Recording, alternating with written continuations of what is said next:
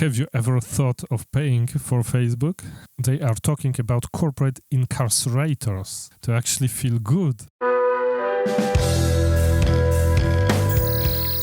Hello and welcome to the Digital Pragmatism podcast. Today I am Gosia-less, but still recording, since being a YouTube creator is all about consistency. Today's episode will be about an article that Ralph Nader has published on his blog, and the article is called Teenage iPhone Rebellion in Brooklyn, and actually I think that it's a very good illustration of what is happening today in the world, in the United States. And this is the rebellion of younger teenagers and younger people against the manipulative nature of social media and of, broadly speaking, tech companies that are capitalizing on the addiction and very destructive behaviors that are induced by their services and their apps. But before we attack this very interesting topic,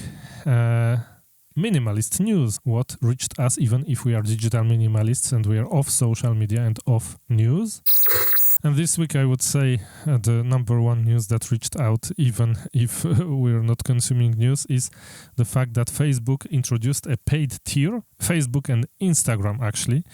I have not analyzed this in depth, but what it seems to me is that Facebook is willing to have both types of exploiting people at the same time, exploiting the data which people were handing to Facebook and to Instagram instead of receiving the service for free, and then making people pay in parallel for the same thing.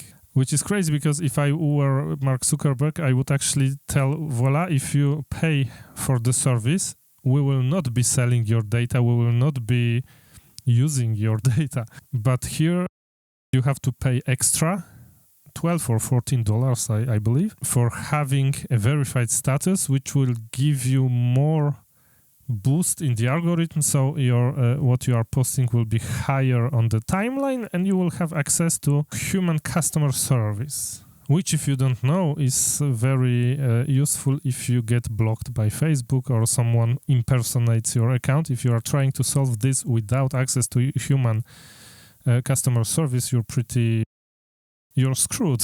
You can do anything. You will never have your account back. And so it is $12 or $14 a month to have the possibility to deal actually with some kind of impersonations or problems that are touching your Facebook account and your Instagram account. This is actually very funny, because have you ever thought of paying for Facebook? I don't think so. Although people probably considered paying for Twitter and being verified on Twitter as something valuable, nobody really cared about this status on Facebook. If they introduced it 10 years ago, maybe it would have worked, but certainly not today. The chronicle of our family. And so here nothing new, basically. We were to Kazimierz Dolny on a very short trip, but we have talked about it in a recent episode. And so what is the Teenage iPhone Rebellion in Brooklyn? This is a very nice initiative. In summary, it's a group of high school students in Brooklyn that are rebelling against social media and against tech companies by gathering in an analog way, so in person, every Sunday in Prospect Park, to read books, paper books, draw, or simply relax in nature and in a face-to-face human setting. And this is something that I would love to see more in our real life, because I think that those kinds of interactions are missing. And I would also want to separate the return to offices from this kind of initiative, because the return to offices is in 90% of cases forced by insecure managers. Whereas this kind of gatherings in person to read books, to talk, to discuss, to see other persons without the intermediary of technology, this is something that people invented, and this is a response to their needs. So it's completely different from a forceful return to offices. You see, with offices, if you don't have a good culture, if you don't have a culture of cooperation, of trust between people, even if you put them back again in the office, nothing good will come out of this. People will just be frustrated and will look seriously for new jobs that sooner or later will materialize and they will leave. Whereas here, two things. First of all, those people need this kind of in-person interactions. And second is, those are young people, teenagers. And this is awesome that they are deciding to gather without iPhones to perform analog things. And they are very, very purposeful and very, very conscious of the dangers that tech companies and social media are presenting for themselves. They have seen their peers having lots of trouble related to that. And when they talk about corporations that are inventing those products and those tech services, they are talking about corporate incarcerators. How does it sound? One of them is saying, when I got my flip phone, things instantly changed. I started using my brain. It made me observe myself as a person. And this, of course, resonates with me because I have ditched my smartphone for 2 years and I have used a Punkt MP02.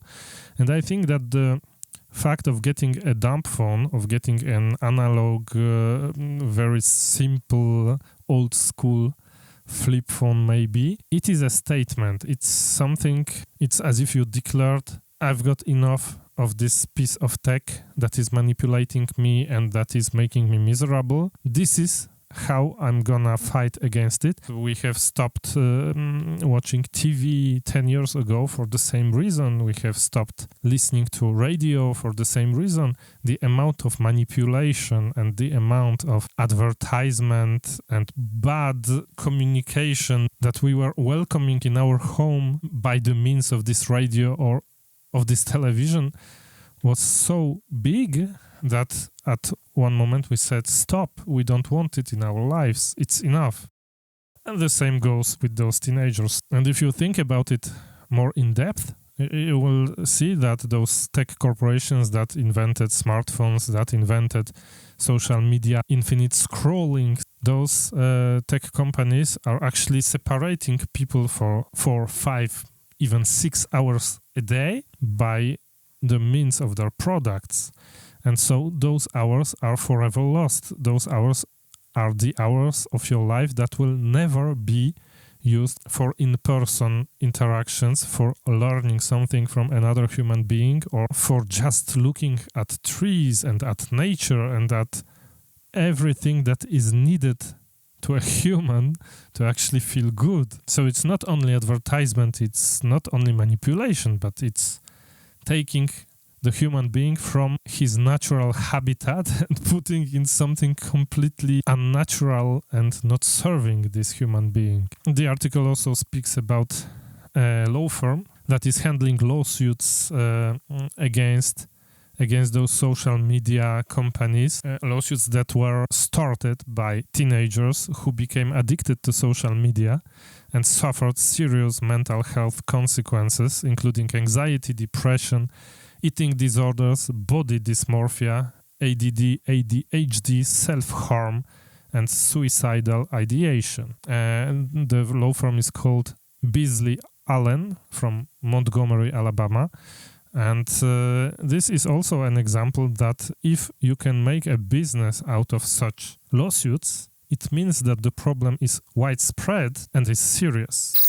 So I am applauding the teenagers that in Brooklyn are gathering in an analog way to spend some time together and talk as between normal human beings. And I hope that in other parts of the world it will become a norm and it will become a rebellion, as in the title of our podcast, a rebellion against iPhones, a rebellion against tablets, a rebellion against manipulative digital services and digital products. If you have some comments about it, please leave them on our website, www.digitalpragmatism.com. f1.4.com.